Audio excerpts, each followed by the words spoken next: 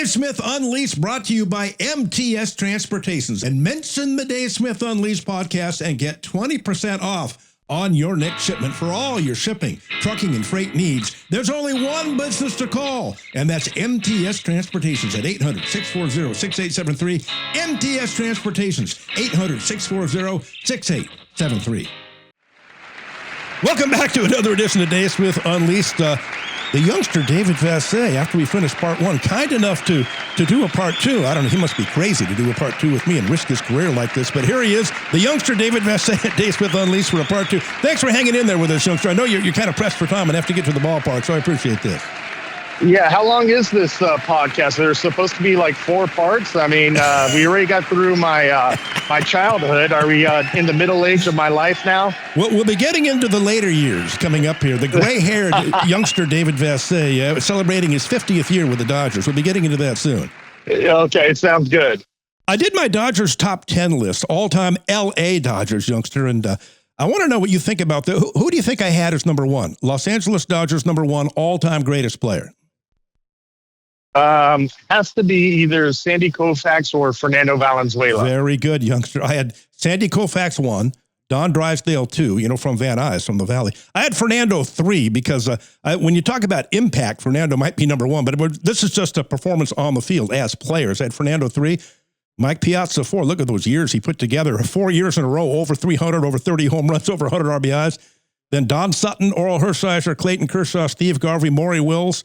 And number 10, youngster, a forgotten Dodgers great, Tommy Davis. To this day, when he won the batting title in 1962, he drove in 154 runs. To this day, that's still the all-time record, 154 RBIs for the Dodgers, L.A. or Brooklyn. He's kind of forgotten in history.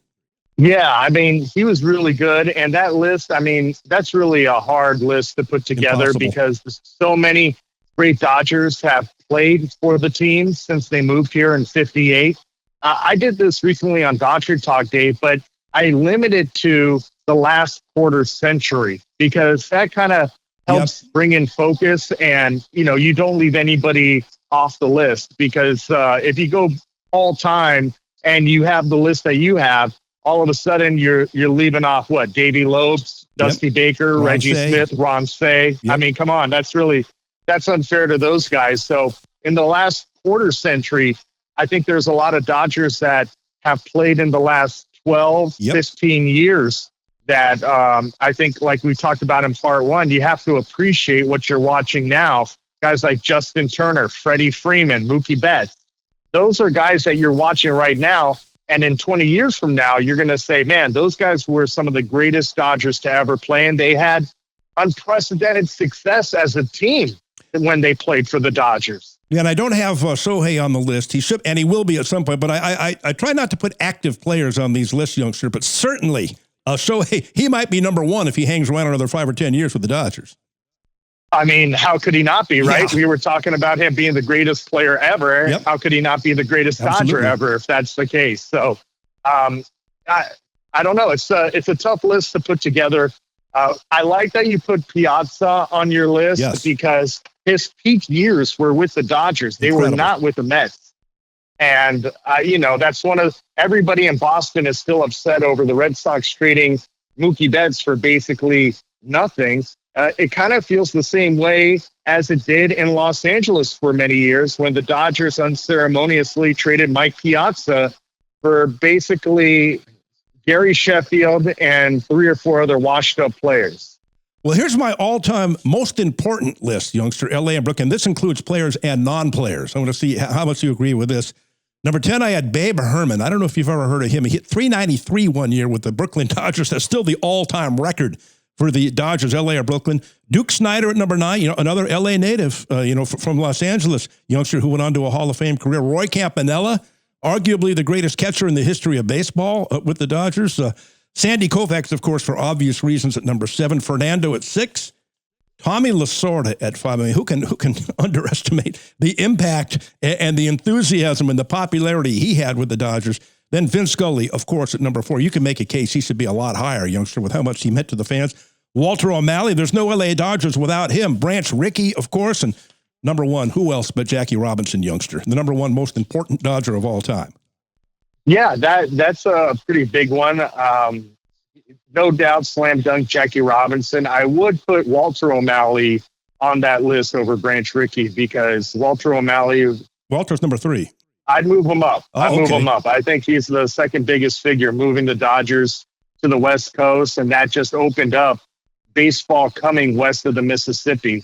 And also building Dodger Stadium, that was a big deal. And his model for a stadium in Brooklyn was actually the model used to build the Astrodome. Oh. And so I think he was a big, important figure, not only in Dodger history, but baseball history. And Vin Scully, I mean, without Vin Scully, when the Dodgers moved to L.A., they would not have caught on the way they did. He captured the imaginations of everybody in L.A. They would bring the transistor radios to the Coliseum. He said he could actually hear himself, and players playing said they could hear the radio around the Coliseum and Dodger Stadium when they were playing. So to me, without Vin Scully, the Dodgers would not be as popular as they are. And without Chick Hearn, the Lakers aren't the Lakers either. My dad told me when he went to Dodger games back in the old days, the whole stadium would break out laughing, and everybody would turn around and say, what the heck's going on here? Because they all had their transistor radios in, and Vin Scully had just cracked a joke, and everybody in the stadium was listening. Yeah. They'd all be laughing at the same time. Vin told the story that there was a birthday for one of the umpires, and he wanted to test out what he had been hearing, that people were bringing the radios to the stadium to listen to him. So he thought I'd do a social experiment and sing happy birthday to this umpire. And all of a sudden, the entire stadium started singing happy birthday. And that's when Vin realized it's true. They're bringing their radios to the stadium to listen to me. You know, youngster, I knew right away when I met you, you're very likable, you're easy to get along with, and you can tell that your relationship with Dodgers organization, with all the players, and I remember Shaq loved you back in the day when you were covering the Lakers. He talked about what a good friend you were to him in the newspaper one time, and the players on the Dodgers like you. I think that's the difference between you and me, youngster. You're a likable guy. Everybody likes you. You're easy going. The players like you. You don't rub people the wrong way the way I did, and I could tell that from the first day I met you. Well, that was my motivation, Dave, to get into sports radio, was to shed the real light on players, not the perception that people had of players. And I know a lot of times we would disagree, and your philosophy was that you didn't want to get emotionally attached to players, but I felt like it was important to connect with these guys and show people and find out for yourself what they're really about, because there's perception and then there's reality. And I think players know, good or bad. Those are my intentions. What do you think the future holds for the youngster here, David Vassegh? I know you love the job with the Dodgers. Is this what you want to do with the rest of your career? I mean, why not? Stick with the best team in baseball, World Series champions. You're living in L.A., your hometown, you're married, you've got a young family. This is a great gig that you have here. Yeah, I mean, I think back to what Eric Karros always used to say. It's hard to get to the big leagues. It's even harder to stay there. And everybody always wants to know what's next. What else are you chasing? But Dave, I could truly say that this was my dream job when I first started as an intern and knocked on that door to be Joe McDonald's producer. It was to be a host of a radio show, a sports talk radio show, and host Dodger Talk or Laker Talk and travel with one of those two teams. And I've achieved that, and I certainly want to keep it going. I don't have any aspirations to do anything more. The Dodgers have been great to me. They've given me opportunities to call Dodger games alongside Charlie Steiner, to fill in on the sidelines for the last 6 years. So I'm doing what I always set out to do. I just want to keep it going. Well, Eric Karros had a great line. You know, I was doing Dodger Talk and the pregame stuff, and before we went on the air, I was doing a remote at Hooters coming up, and I said, and it was right near where Eric Karros lived at the time. I said, "Hey, man, you ought to drop by. You guys have a day off right there." And he said, "Well," he was recently married, youngster, and he said, "You know what? I'm a big believer in not putting myself in positions to fail. I'm staying away from that place." Smart move. And now he's still married, and that's right. He's got 3 kids. His 2 boys are doing great. Jared's in the Dodger organization at AA, and Kyle Karros just got called up to AAA by the Rockies organization. And with the trade of Ryan McMahon, the door is now open for Kyle Karros to make it to the major leagues, maybe by the end of the year, and play third base for the Rockies. Even though the Dodgers won the World Series last year and they've won a couple over the last few years, they're still probably the best talent roster in baseball when you look at the starting pitching and the regular lineup. But they've been struggling lately, had a recent losing streak. And can they stand pat and win the World Series again, youngster? Or do you think, are they going to make some moves at the trade deadline? And I know they got some good prospects in the minor league system. And when you have the resources the Dodgers have, a lot of times that's why you want to have a good farm system so you can make deals and use them as trade pieces. Think they stand pat, or you think they do something here? Oh, without a doubt, Dave. Andrew Friedman's going to make a move. He's made it very clear that he's looking for a right-handed high-leverage relief pitcher, and now is looking for an outfield bat, a right-handed outfield bat. So the trade deadline is July 31st, which is tomorrow as we're speaking now at 3 o'clock Pacific time, and I would be shocked if the Dodgers did not make a move. They are going to make a move, and it's going to be an impact move, if not two. Do they have enough now to repeat if they don't make a move? Yeah, I think they have enough now to repeat. They just need to get Mookie, Freddie, and Ohtani, at least two of those three guys, hitting at the right time together at the same time, because that's what this team is built around. That's what this offense is built around, those three guys. And it's really simple. If they don't hit, no matter who they have pitching, it's going to be tough for them to repeat. Are they going to go to is it going to be a 6-man rotation now that Ohtani's back and pitching and he's in the starting rotation? Is that going to be the plan? Yeah, and Blake Snell's coming back this weekend in Tampa, so they're going with a 6-man rotation. Wow. That's for sure. You know, it's interesting, youngster. I know you got to go here in a minute, but it's interesting.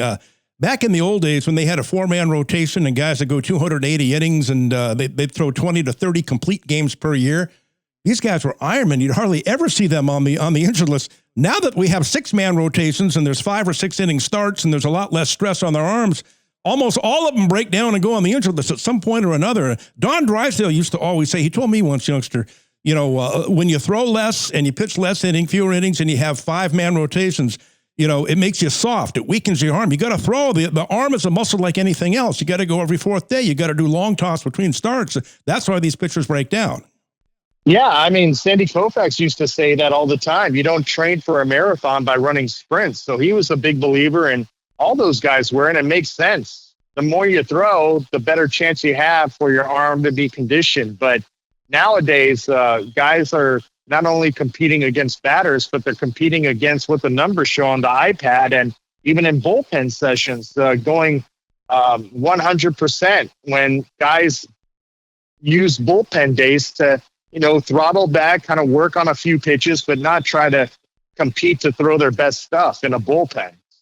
Yeah, and and back in the day, they would you'd have to learn how to pace yourself when you're in your 2nd, 3rd, or 4th time around the order. You wouldn't throw as hard as you could in the first couple of innings. You had to pace yourself. You had to learn how to pitch and spot pitches. And now it just seems, youngster, maybe you can correct me here. It just seems like the managers tell them throw as hard as you can for as long as you had, then we'll go to the bullpen. There's not a lot of pacing yourself for setting hitters up anymore. Yeah, I'm with you. It just goes back to the philosophy, and everybody wants to, single out the Dodgers, but it's an industry-wide issue. Yes. But that's what it takes. I mean, that's what every team in baseball, all 30 teams are emphasizing, throwing hard. If you don't throw 95 plus, you're not going to be recognized in the minor leagues. And finally, youngster, biggest competition for the Dodgers in the National League. The Yankees are kind of in a free fall collapse right now with Aaron Judge hurt, and the Blue Jays are now running away with the division there. And looking at the American League standings, it looks like there's nobody the Dodgers can't beat there. How about in the National League? What do you think is going to be the toughest team to get rid of in the playoffs? I think the Brewers are for real with their pitching. Nobody wants to see the Brewers in the postseason, especially in the first round in a best-of-3 series with that pitching. So the Brewers are a big-time threat because of their pitching. And honestly, Dave, one of the best teams I've seen the Dodgers play this year are the Houston Astros. So that would be they're my pick to come out of the American League. How about the Padres? They've had some really good playoff matchups over the last few years. I just don't know how they would be a tough challenge in the postseason, but there's talks about them trading Dylan Cease. What's their pitching going to look like in the postseason? They're kind of in a tough spot with their ownership being in flux right now. Well, youngster, I know you got to get out to the ballpark. I appreciate you hanging in there and doing a part 1 and part 2 with me on Dave Smith Unleashed. And it was great talking to you again. And we got to do this again sometime. It was great catching up. I love the old days when we worked together, and I'm so proud of what you've done here with your career, from intern, asking Joe McDonald for a job, producing my show. And look at, why does everybody rocket past me in the business? You, Steve, Kim, and others, guys who we got into the business at the first time, they rocket past me, youngster. I'm not sure why, Dave, but it feels like you're happy and doing a great job and always had a great outlook on life. Thank you. I appreciate it. I know you got to go. I appreciate it, youngster. Thanks for coming on. We'll do this again soon, hopefully. Hey, my pleasure, Dave. Thanks for calling. There he goes, the great David Vassegh, the youngster, as we used to call him. Now he's doing Dodger pregame and Dodger postgame and stuff on the field and actually traveling with the team. My former intern, my former producer back in the day, way back around 25 years ago. I guess we can't call him the youngster anymore. His 14th wedding anniversary today, and he's got 2 kids now, age 12 and age 9, still living out in the San Fernando Valley, where he's from. So it's great to talk to him again, and great to see that he's doing so well. Again, you want to know when the next show is going to be. You don't want to know who the guests are going to be. You want to know, hey, what can I listen to in the future here on Dave Smith Unleashed? Well, follow me on Twitter/X at Dave Sports God, at Dave Sports God. All right, we'll talk to you next time right here on Dave Smith Unleashed.